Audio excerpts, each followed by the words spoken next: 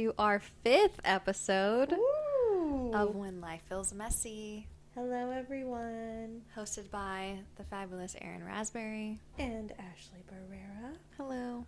Hello. And thank you for listening today. Yes, thank you for tuning in. It's almost our half-a-year birthday. I know. Wow. That is so gnarly. So gnarly, and we're almost at the end of the year. Well, listeners, as you can tell from this title, this is going to be a little more unconventional one. Yes. We are taking a more festive route this episode. Festive or lack of festive. I would say lack of festive. Lack of festive. Our theme / mission for December's podcast is to focus on the holiday season and how it's not always holly and jolly. Nope. The unhappy effects of the holidays. Exactly. And how there's not a lot of conversation about that. There's like none. There ain't a single Hallmark movie that's called The Unhappy Holidays. Yeah. Bet.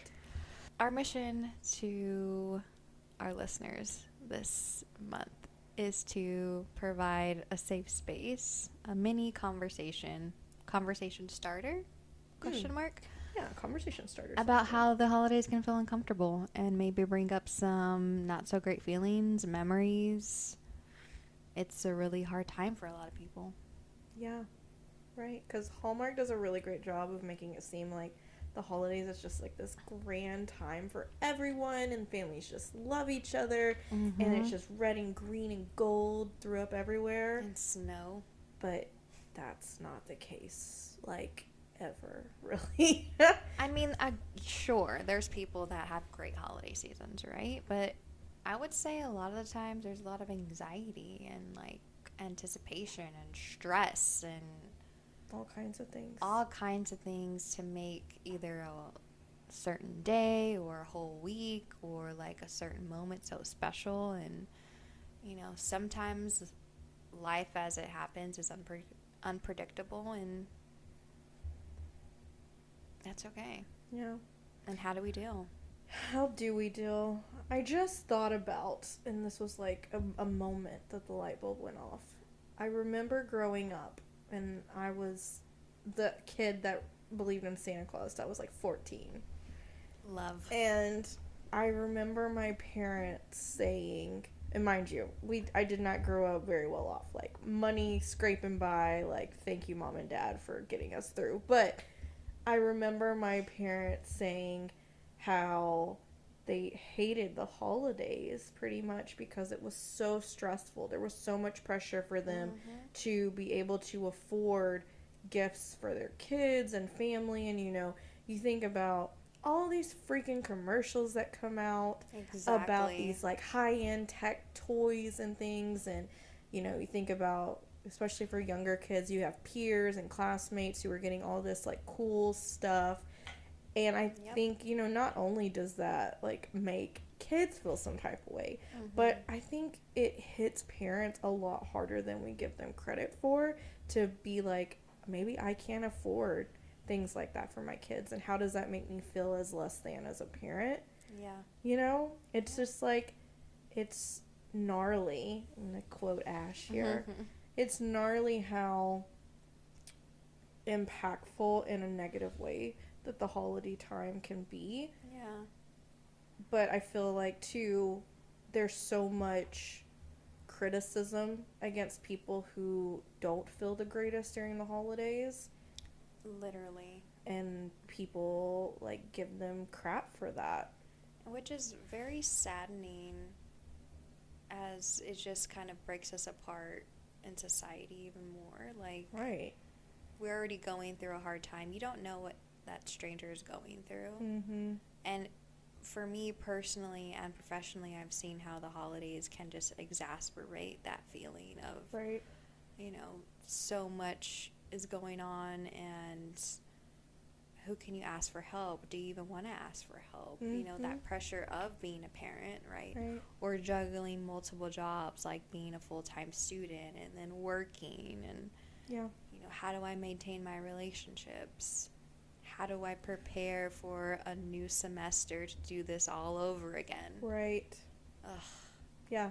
because those 4 weeks or however long it is go by so fast, right? And I think that's a great segue into, especially for our college students listening to this, is that there's so much like pressure and thought sometimes of like, I'm gonna put myself aside, my self-care, what I need until the end of the semester, right? I'm just gonna study, be a student, work myself to death these last few months, and then I'll just like take care of myself in the time off. Right. And then that time off comes around, and then we hear, oh, I gotta, start studying or restudy all the things that I missed this past semester so I can feel prepared, quotation marks, going into this next semester or going into that job or that internship.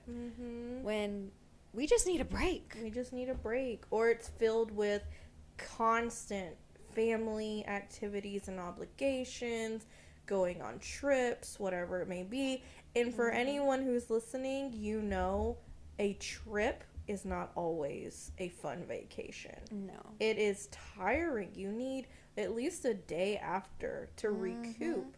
And when you're doing that a lot in the holiday season, it's a lot of socializing, and maybe you haven't been socializing for the past few months, it's draining. So you think about, are you actually taking care of yourself in this time off? And a lot of the times, we aren't. Very true.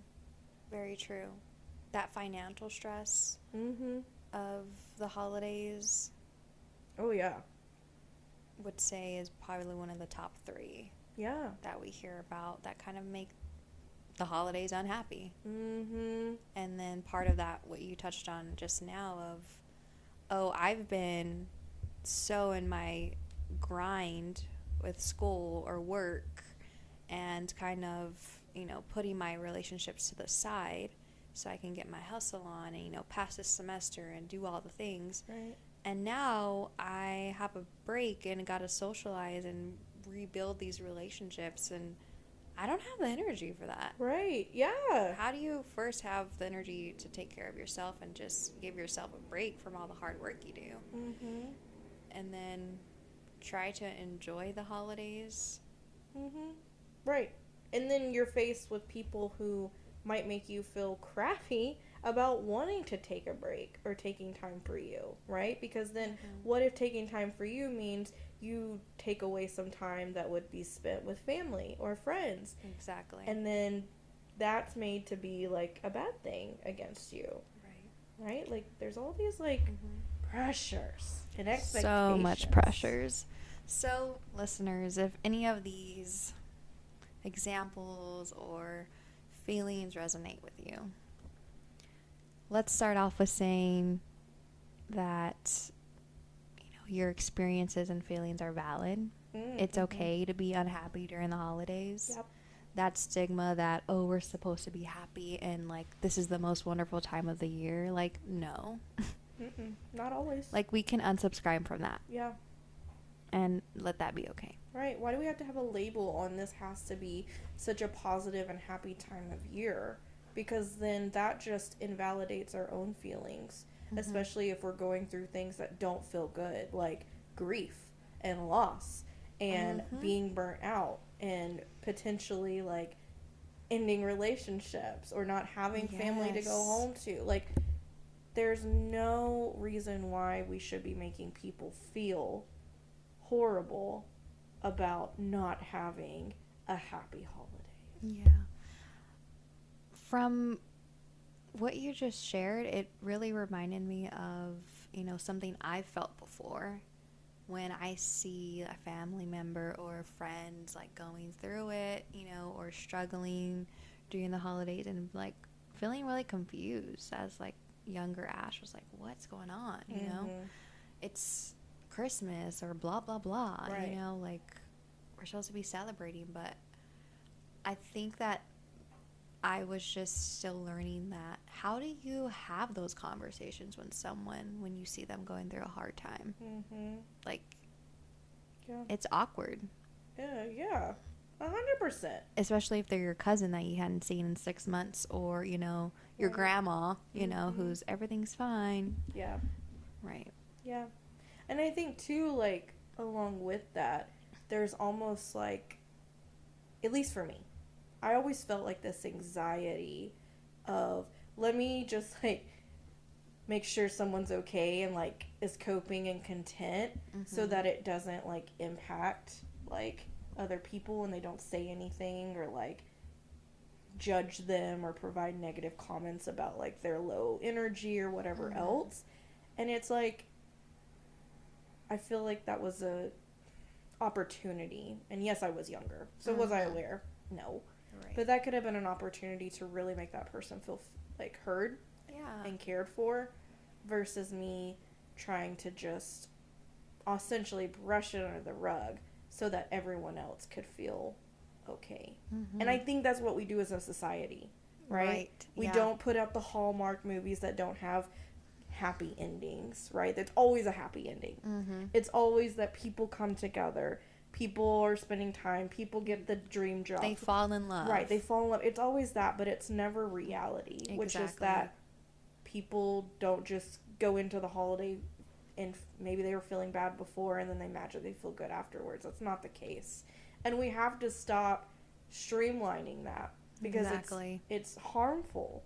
Because it makes you feel like something's wrong with you. Right, like you're the problem here. Everyone else is so happy. You're supposed to be feeling this way. So you're the problem here for not feeling like that.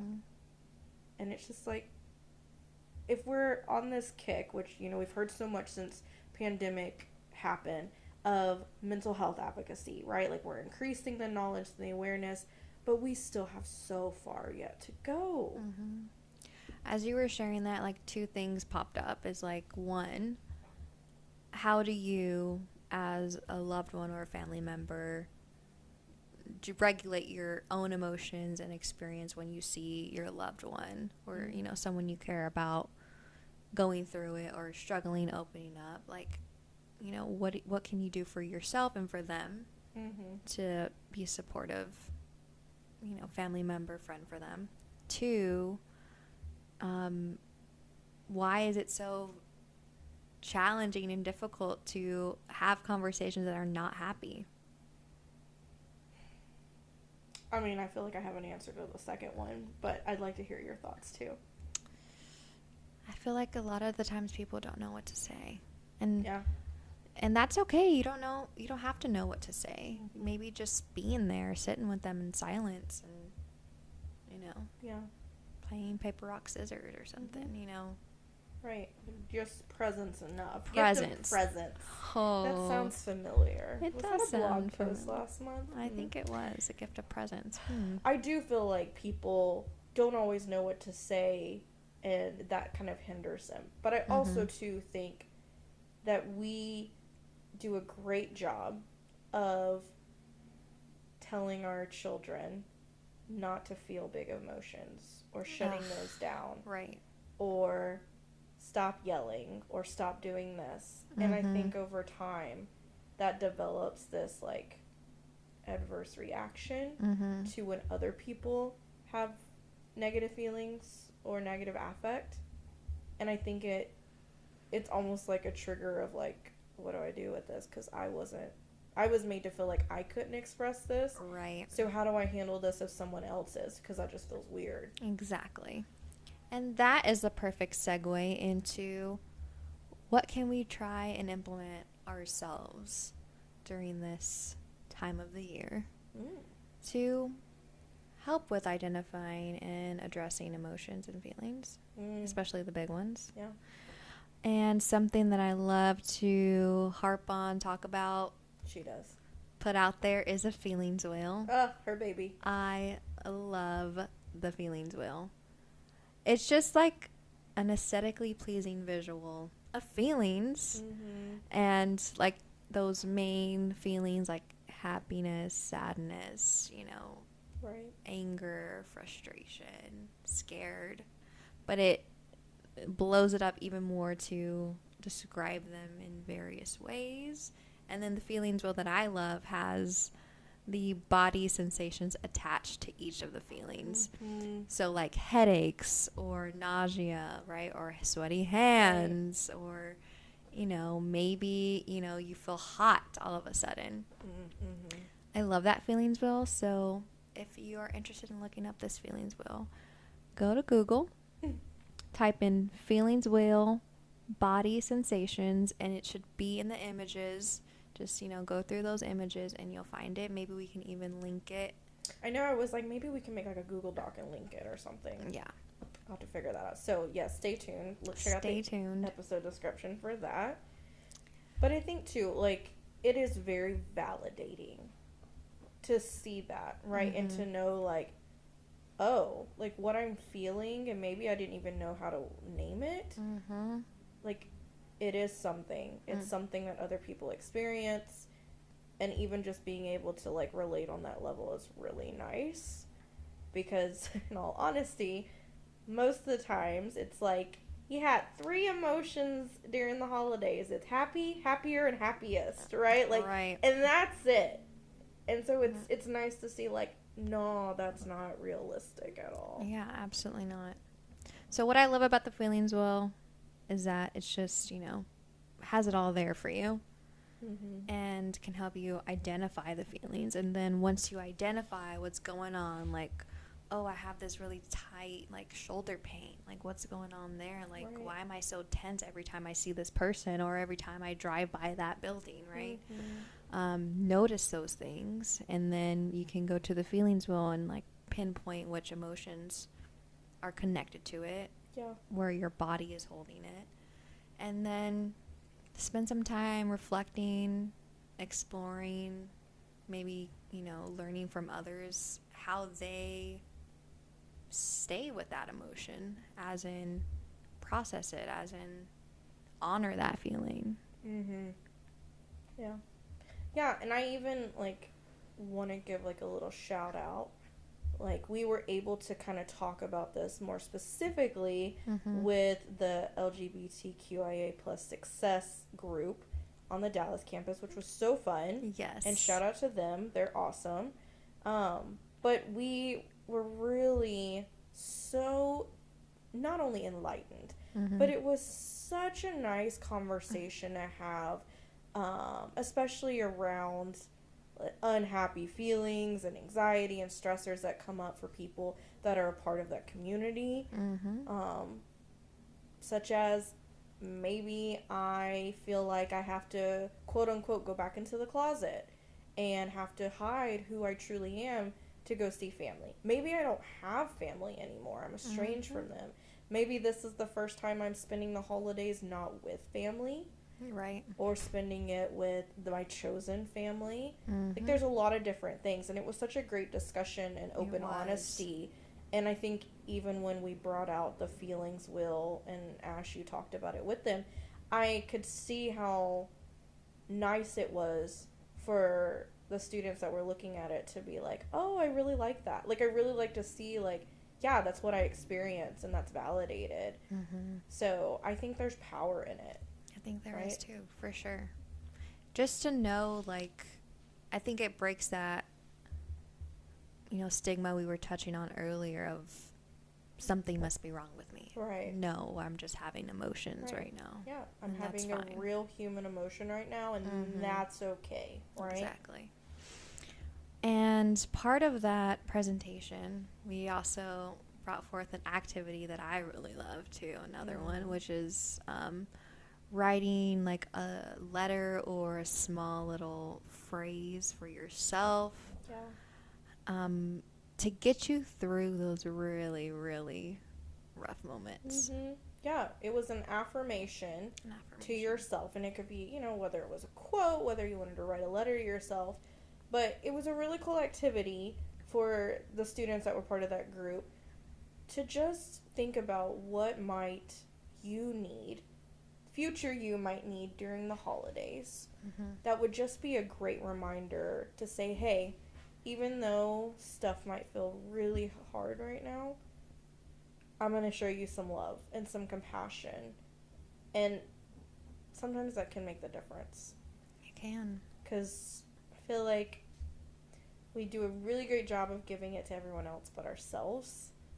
And so even just taking time to be like, maybe I know that the holidays aren't going to be the best, right? Right. And in knowing that, what can I maybe do for myself that is just proactive to say, hey, I'm proud of you and I love you.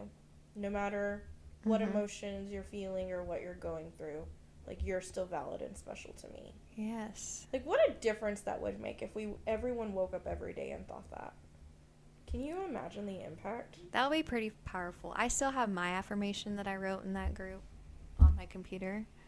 And I saw it this morning and I was like, I wrote that. That was so nice of me. Yeah. Yeah. Like, thank you. Like, right? Like, it's just something so easy, and some of you might be listening and be like, okay, like, that's nothing too special. But if you actually sit down and do it, it might feel a little bit more special than you're thinking. Exactly.